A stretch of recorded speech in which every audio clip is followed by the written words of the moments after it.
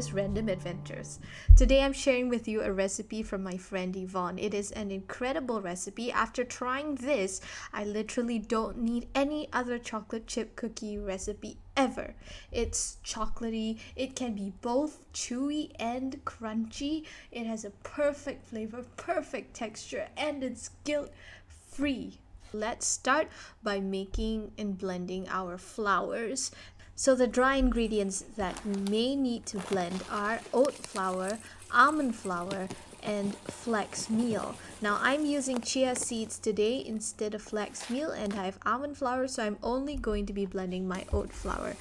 Now if you don't want or can't use almond flour, I believe you can replace it with oat flour. This recipe seems like it would be fantastic for substitution with any other gluten-free flour.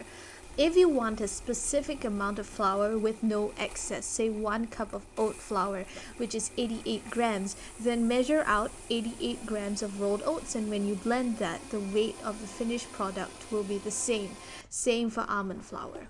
For the flour mixture, I'm mixing the oat flour with some almond flour, a healthy salt like Himalayan pink salt, baking powder, and baking soda. Whisk it together well.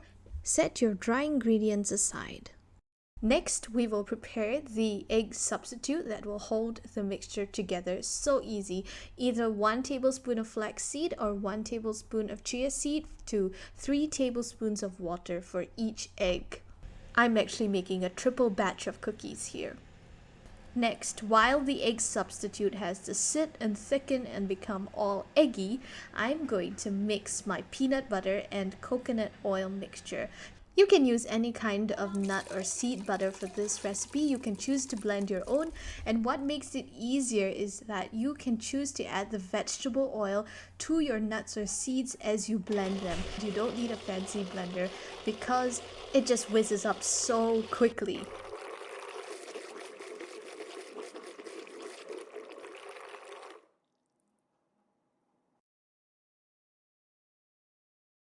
Pour it out into a large bowl, then add your egg substitute, then add some sugar.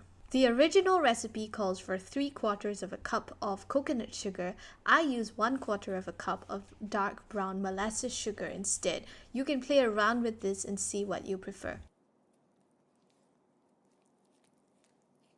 Now add the dry ingredients that you previously mixed. Add your chocolate chips as well and mix everything together to make a nice dough. You don't even need a mixer, it comes together so easily.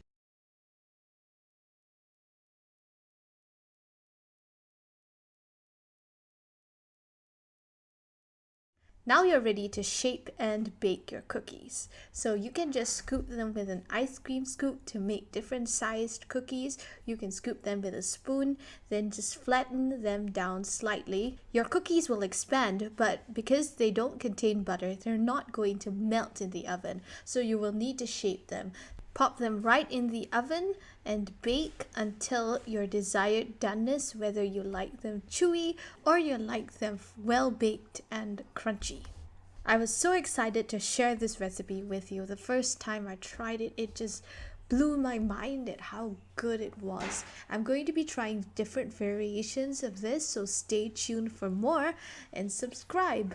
Bye!